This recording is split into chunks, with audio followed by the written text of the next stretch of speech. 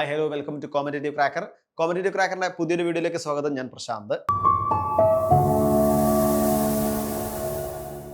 നമ്മൾ junior accountant എക്സാമിനേഷനുള്ള preparation ഇങ്ങനെ നടന്നുകൊണ്ടിരിക്കുകയാണ് അല്ലേ. അവസാന ഘട്ടത്തിലെ പ്രിപ്പറേഷൻ ആണ്. ശരിക്കും പറഞ്ഞാൽ ഈ അവസാന ഘട്ട പ്രിപ്പറേഷൻ നിങ്ങൾ നടത്തേണ്ടത് എങ്ങനെയാണ്? നമ്മൾ ആദ്യം മുതൽ അവസാനം വരെയുള്ള പോർഷൻസ് ഇങ്ങനെ പഠിച്ചുകൊണ്ട് ചിലപ്പം പെട്ടെന്ന് തന്നെ മനസ്സിൽ കയറിക്കോണമെന്നില്ല. നിങ്ങൾ പ്രോപ്പറായിട്ട് എന്ത് ചെയ്യൂ? പ്രോപ്പറായിട്ട് റിവിഷൻ ചെയ്യുക. കൂടാതെ MCQs മാക്സിമം ഡിസ്കഷൻ ചെയ്യുക. MCQs മാക്സിമം നിങ്ങൾ എന്ത് ചെയ്യുക? ഡിസ്കസ് ചെയ്തുകൊണ്ട് നിങ്ങൾ മുന്നോട്ട് പോവുകയാണെങ്കിൽ നല്ലൊരു റിസൾട്ട് നിങ്ങൾക്ക് കിട്ടും. അപ്പോൾ അതുകൊണ്ട് തന്നെ നിങ്ങൾ അത്തരത്തിലുള്ള MCQs ഡിസ്കഷൻ എടുക്കുക. ഓക്കെ, അതേപോലെ ഡിസ്കഷൻ നല്ല രീതിയിൽ മുന്നോട്ട് കൊണ്ടുപോകാൻ ശ്രമിക്കുക. ഓക്കെ, അപ്പോൾ നമ്മളെ CCയിൽ എന്താണ് ബിഗ് ഡേ ഓഫർ ഉണ്ട്, വന്നിട്ടുണ്ട്. നമ്മളെ CSEBക്കാരും ജൂനിയർ അക്കൗണ്ടന്റ് ആയാലും അതേപോലെ ഡാറ്റ എൻട്രി ഓപ്പറേറ്റർ ആയാലും സബ് സ്റ്റാഫ് പ്രൊമോഷൻ ടെസ്റ്റ് ആയാലും എല്ലാത്തിനും ഇപ്പോൾ ഒരു ബിഗ് ഡേ ഓഫറോട് കൂടി നിങ്ങൾക്ക് എന്ത് ചെയ്യാം? ജോയിൻ ചെയ്യാവുന്നതാണ്. ഓക്കെ, അപ്പോൾ നമ്മളിന്ന് പ്രധാനമായിട്ട് വന്നിരിക്കുന്നത് നമ്മളെ സബ്ജക്റ്റിലെ ഏറ്റവും ഇമ്പോർട്ടൻ്റ് ആയ ഒരു ഏരിയ ആണ്. എന്താ? ക്യാപിറ്റൽ മാർക്കറ്റ് എന്നൊരു യൂണിറ്റ് തന്നെ ഉണ്ട്. അതിനകത്ത് വരുന്ന ഒരു ഏരിയ ആണ് BSCയും NSCയും. അപ്പോൾ ഈ BSC NSC നമുക്ക് പെട്ടെന്നൊന്ന് പഠിച്ചാലോ? എന്താണ്? ബോംബെ സ്റ്റോക്ക് എക്സ്ചേഞ്ചും നാഷണൽ സ്റ്റോക്ക് എക്സ്ചേഞ്ചും അല്ലെ. പെട്ടെന്ന് നമുക്ക് എന്ത് ചെയ്യാം? ഒന്ന് പഠിക്കാം. നോക്കിയേ, നമ്മൾ പഠിക്കുന്ന സമയത്ത് ഇങ്ങനെ ഒരു ടാബിൾ നമ്മൾ ക്രിയേറ്റ് ചെയ്യാം. ഈ ടാബിൾ ക്രിയേറ്റ് ചെയ്തുകൊണ്ട് നമുക്ക് പഠിച്ചാൽ കറക്റ്റ് ആയിട്ട് എന്ത് ഫീച്ചറിലാണ് പഠിക്കുന്നത്, അതിന് രണ്ടും എങ്ങനെയാണ് ആ ഫീച്ചറിന് അവിടെ രണ്ടും ഏത് രീതിയിലാണ് അവിടെ ഉള്ളത് എന്ന് പ്രോപ്പറായിട്ട് മനസ്സിലാവും. ഏതൊക്കെയാ ഫീച്ചർ? ഒന്നാമത്തെ ഫൗണ്ടേഷൻ ആണ് ഒന്നാമത്തത് അല്ലെ. അതായത് എങ്ങനെയാണ് ഈ ഒരു സാധനം അല്ലെ, ബോംബെ സ്റ്റോക്ക് എക്സ്ചേഞ്ച് ആയിക്കോട്ടെ നാഷണൽ സ്റ്റോക്ക് എക്സ്ചേഞ്ച് ആയിക്കോട്ടെ, എങ്ങനെയാണ് ഉണ്ടായതാണ് ആദ്യത്തത്. എങ്ങനെയാണ് ഫൗണ്ടേഷൻ? ബോംബെ സ്റ്റോക്ക് എക്സ്ചേഞ്ച് അഥവാ BSC എസ്റ്റാബ്ലിഷ് ചെയ്തത് എത്രയാണ്? 1875 ഏഷ്യയിലെ തന്നെ ഓൾഡസ്റ്റ് ആണ് എന്ത്? Bombay stock exchange. National stock exchange വന്നിരിക്കുന്നത് എസ്റ്റാബ്ലിഷ് ചെയ്തത് 1992 ഓപ്പറേഷൻ സ്റ്റാർട്ട് ചെയ്തത് 1994 national stock exchange. Then core identity, പ്രധാനമായിട്ടുള്ള ഐഡന്റിറ്റി എന്താണ്? നോക്കിയേ, ഹിസ്റ്റോറിക്കൽ പില്ലേഴ്സ് ഉണ്ട്, ഐക്കോണിക് ഫിയേഴ്സ് ഉണ്ട്, അതുപോലെ GJY ടവേഴ്സ്. ഇത് രണ്ടുമാണ് വളരെ ഇമ്പോർട്ടന്റ് ആയിട്ടുള്ളത്. മറ്റേതോ pioneer and automated screen based trading in India അല്ലെ. നമ്മളറിയാം, നമ്മളിങ്ങനെ സ്ക്രീനിൽ നോക്കുന്ന സമയത്ത് ഒരു സ്ക്രീനിൽ ഇങ്ങനെ ഒരു കുറെ വാല്യൂസ് ഇങ്ങനെ കറങ്ങുന്നത് നമ്മൾ കാണാം അല്ലെ.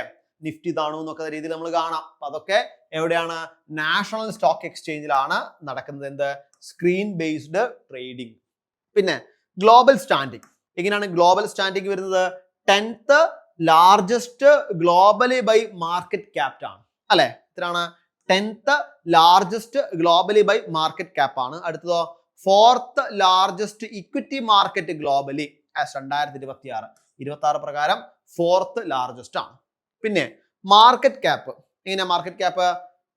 BSC ആണെങ്കിൽ അപ്രോക്സിമേറ്റ്ലി കിട്ടും. മാർക്കറ്റ് ക്യാപ്പ് ആണ് അടുത്തത്. മാർക്കറ്റ് ക്യാപ്പ് അവിടെ BSC വരുമ്പോൾ ബോംബെ സ്റ്റോക്ക് എക്സ്ചേഞ്ചിൽ വരുമ്പോൾ അപ്രോക്സിമേറ്റ്ലി ഒരു 441 ലാക്ക് അല്ലെ, 441 ലക്ഷം കോടി രൂപയാണ് അവിടെ. അപ്പോ അപ്രോക്സിമേറ്റ്ലി എത്രയാണ്? 5 ട്രില്യൺ ആണ്. 5 ട്രില്യൺ രണ്ടും എത്രയാണ്? അത്രയും എന്തുണ്ട് അവിടെ? മാർക്കറ്റ് ക്യാപ്പ് ഉണ്ട്. ഇനി അടുത്ത് നോക്കിയേ, ഇവിടെ എന്താ? ഇവിടെ BSC ആണ്. ഇവിടെ ഒന്നാമത്തത് BSCയും രണ്ടാമത് എന്താണ്? NSCയും ആണ്. ഓക്കെ, അപ്പൊ നമുക്ക് എന്ത് ചെയ്യാം? മോളൊന്ന് എഴുതി വെക്കാം. ഇവിടെ എന്താണ്? ഇവിടെ BSC, അതുപോലെ ഇവിടെ NSC. നോക്കിയേ, benchmark trade. Benchmark ട്രേഡില് BSC എത്രയാണ്? സെൻസെക്സ് ആണ് അല്ലെ. ടോപ്പ് 30 കമ്പനീസ്, ഏറ്റവും മുന്നിലുള്ള 30 കമ്പനീസ് ആണ്. നമ്മൾ സെൻസെക്സ് ആണ് അവിടെ BSCയിൽ വരുന്നത്. NSCയിലോ നിഫ്റ്റി ആണ്. നിഫ്റ്റി അല്ലെ, നിഫ്റ്റി ആണ് അവിടെ വരുന്നത്. Then listed entities. നമ്മളെ BSCയിലും NSCയിലും ലിസ്റ്റഡ് ഏതാണ്ട് BSCയില് എന്താണ്? ഓവർ 5900 കമ്പനീസ് അല്ലെ. 5900 കമ്പനീസ് അവിടെ, ഇൻക്ലൂഡഡ് മെനി SMEs അടക്കം 5900 കമ്പനീസിന് മുകളിലുണ്ട്. NSCയിലോ എത്രയാണ്? Over 2700 companies focus on high liquidity. Highly liquidity ഉള്ളത് ഏതാണ്? NSCയിലാണ് ഫോക്കസ് ചെയ്യുന്നത്. പിന്നെ ഡെറിവേറ്റീവ്സ്. എന്താ? Growing presence in F&O. Then world's largest derivative exchange for 5+ years അല്ലെ. വേൾഡിലെ തന്നെ ഒരു ലാർജസ്റ്റ് ഡെറിവേറ്റീവ് എക്സ്ചേഞ്ച് ആണ് എന്ത്? അവിടെ NSC എന്ന് പറയുന്നത്.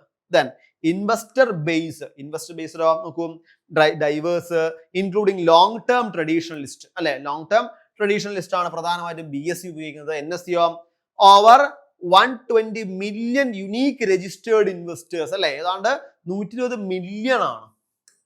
120 മില്യൺ ആൾക്കാർ അവിടെ എന്തുണ്ട്? നമ്മളെ രജിസ്റ്റേർഡ് ആയിട്ടുള്ള ഇൻവെസ്റ്റേഴ്സ് അവിടെ ഉണ്ട്. അപ്പോൾ BScയും NScയും നമ്മൾ പറയുന്ന സമയത്ത് വളരെ ഇമ്പോർട്ടന്റ് ആണ്. ഇത്തരത്തിലൊരു പട്ടിക തയ്യാറാക്കി നമ്മൾ പഠിക്കുകയാണെങ്കിൽ ഒറ്റ ടേബിൾ കൊണ്ട് നമുക്ക് എന്ത് ചെയ്യും, വേഗം പഠിക്കാൻ വേണ്ടി പറ്റും. ഓക്കെ, പിന്നെ 2-3 പ്രധാനപ്പെട്ട നോട്ട് ചെയ്യാനുള്ള കാര്യങ്ങൾ നമുക്ക് നോക്കാം. ഒന്നാമത് നോക്കിയേ, ലിക്വിഡിറ്റി ആൻഡ് വോളിയം. നോക്കൂ, where the BSc has a significantly higher number of listed companies, making it excellence for discovering smaller firms. The NSc handle the vast majority of daily trading volume and liquidity in India. അല്ലെ, BSc NScയിലും liquidity and വോളിയത്തിൽ പറയുമ്പോൾ ഏതാണ്ട് BScയിലാണ് അവിടെ higher number of listed companies ഉള്ളത്. അല്ലെ, higher number of listed companies എവിടെയാണ്, BScയിലാണ് വരുന്നത്. പക്ഷെ NSc എന്താണ്, majority of daily trading volume and liquidity in India. ഇന്ത്യയിൽ ലിക്വിഡിറ്റി ക്രിയേറ്റ് ചെയ്യാനുള്ള ഡെയിലി ട്രേഡിംഗ് വോളിയം ഏറ്റവും കൂടുതൽ ആൾക്കാർ നോക്കുന്നത് എവിടെയാണ്, NScയിലാണ്. അതാണ് NSc പ്രധാനമായിട്ടും ഹാൻഡിൽ ചെയ്യുന്നത്. അല്ലെ, ഓക്കെ, അപ്പോൾ ലിക്വിഡിറ്റി ആൻഡ് വോളിയം അതാണ്. പിന്നെയോ technological shift. The NSc was founded specifically to bring transparency to the Indian market through an electronic system which eventually forced to BSc to transit from its open outcry floor trading system to the digital vault platform. അല്ലെ, ഇപ്പൊ നമുക്കറിയാം എന്ത് കാര്യം അവിടെ എന്താണ്, digitally പ്ലാറ്റ്ഫോമിലാണ് നടക്കുന്നത്. അല്ലെ, എന്ത് കാര്യം ഡിജിറ്റൽ പ്ലാറ്റ്ഫോമിലാണ്. അപ്പോ നമ്മൾ ഈ നിഫ്റ്റി എടുത്ത് നോക്കുകയാണെങ്കിൽ നിഫ്റ്റി തന്നെയാണ് ഏറ്റവും ആദ്യമായി വന്ന്, കൂടാതെ ട്രാൻസ്പെറൻസിയോട് കൂടി വന്ന ഇന്ത്യൻ ആയിട്ടുള്ള മാർക്കറ്റ്. അതായത് ഒരിക്കലും ഒരു തരത്തിലുള്ള എന്താണ് പിന്നെ അഴിമതി പോലുള്ള കാര്യങ്ങൾ, അല്ലെ പൂഴ്ത്തിവെപ്പ് പോലുള്ള കാര്യങ്ങളൊന്നും ഇല്ലാതെ ട്രാൻസ്പെറൻസിയോട് കൂടി വന്നതും ഇലക്ട്രോണിക് സിസ്റ്റത്തോട് കൂടി വന്ന ഒരു ഇന്ത്യൻ മാർക്കറ്റ് ആണ് നമ്മൾ NSc എന്ന് പറയുന്നത്. നമ്മളെ BScയിലാണെങ്കിൽ ഓപ്പൺ ഔട്ട്ക്രൈ, അതാണ് ഫ്ലോർ ട്രേഡിംഗ് ആണ് അവിടെ നടന്നുകൊണ്ടിരിക്കുന്നത്. അതിൽ നിന്നും അവിടെ എന്താണ് മാറ്റങ്ങൾ നടന്നുകൊണ്ടിരിക്കുന്നുണ്ട്. ഇപ്പോൾ ട്രാൻസിഷൻ ഉണ്ടായിക്കൊണ്ടിരിക്കുന്നുണ്ട്. അല്ലെ, എന്നാലും NSc ആണ് നമുക്ക് ആദ്യമായിട്ട് നമുക്ക് പറയാൻ വേണ്ടി പറ്റുക. Then global impact. ഇതിനെ ഒരു ഗ്ലോബൽ ഇമ്പാക്ട് ആയിട്ട് എങ്ങനെയാണ് നമ്മൾ എടുക്കുക നോക്കൂ. As 2026, the NSc growth into the world 4th largest equity market marked a majority shift in global capital flow, while the BSc remains the big boat of India with the deepest historical record. അല്ലെ, NSc അവിടെ എന്താണ്, NSc വേൾഡിലെ തന്നെ 4ാമത്തെ highest ആയിട്ടുള്ള equity മാർക്കറ്റിലേക്ക് അവിടെ എന്ത് ചെയ്തു, മാറ്റം വന്നു. കൂടാതെ BSc ഇപ്പോഴും ബിഗ് ബോർഡ് എന്ന രീതിയിൽ അവിടെ ഇന്ത്യയിലെ ഹിസ്റ്റോറിക്കൽ റെക്കോർഡ്സ് ഒക്കെ ഡീപ്പസ്റ്റ് ആയിട്ട് ഇന്ത്യയിൽ നിൽക്കുന്നുണ്ട്. അപ്പോൾ ഈ BSc NSc എന്ന് പറയുമ്പോൾ നമ്മളെ സംബന്ധിച്ചിടത്തോളം വളരെ ഇമ്പോർട്ടന്റ് ആണ്, നമ്മുടെ ടോപ്പിക്കിലുള്ളതാണ്. അപ്പോൾ ഇത്തരത്തിൽ ഒരു താരതമ്യം ചെയ്ത് പഠിക്കുകയാണെങ്കിൽ വളരെ ഇമ്പോർട്ടന്റ് ആയിരിക്കും. കൂടാതെ നമ്മളെ CCയിൽ നമ്മളെ ജൂനിയർ അക്കൗണ്ടന്റിനുള്ള അവസാനഘട്ട പരിശീലനം എന്ന പോലെ ഒരു ക്രാഷ് ബാച്ച് നമ്മൾ സ്റ്റാർട്ട് ചെയ്യുന്നുണ്ട്. 25 ദിവസത്തെ ക്രാഷ് ബാച്ച് ആണ്.